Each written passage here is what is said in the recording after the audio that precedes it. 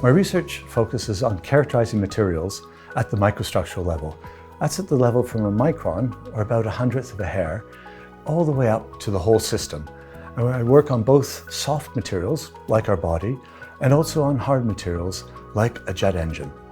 I'm a BioImage Analyst. What that means is that I take questions that are posed by biologists or medics, and I take imaging data that's collected by world-leading imaging scientists, and I try to create a pipeline between the two to extract the data from the images which the clinicians or the medics can use to answer a biological problem.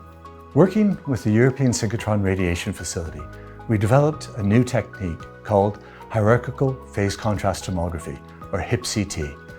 The upgrade of the ESRF to the world's first fourth-generation high-energy synchrotron source enabled us to go through and take a technique and adapt it to soft tissues. The work of HIP-CT is revolutionizing the world in a few ways.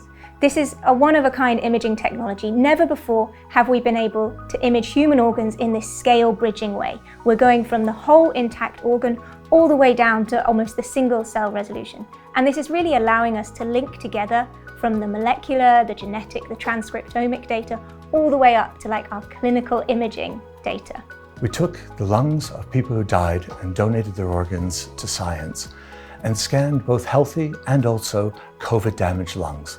The German medics had a hypothesis that COVID-19 causes shunting between the two vascular systems in our lungs. Taking the oxygenated blood and flowing it into the local cells, feeding the COVID-infected tissue in the lung rather than going and oxygenating the rest of the body. The medics now think that this might be one of the reasons that long COVID occurs. Engineering has many facets, and this I would call healthcare engineering.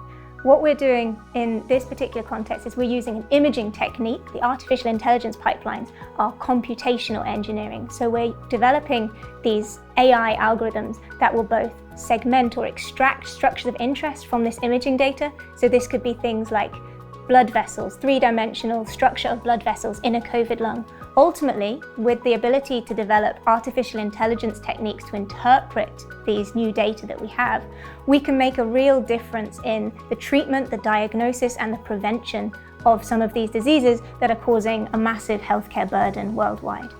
Claire and I have an end goal of actually taking all this data and bridging it up a scale to scan the whole human body and create something like the Google Earth, but really a Google body that goes all the way from the whole body down with HIP-C to the cellular level, but then working with other people to take it all the way down to the genome so that medics, scientists, biologists, and the general public can all use it to help hopefully mitigate disease, but just look inside ourselves in this inner universe and better understand things.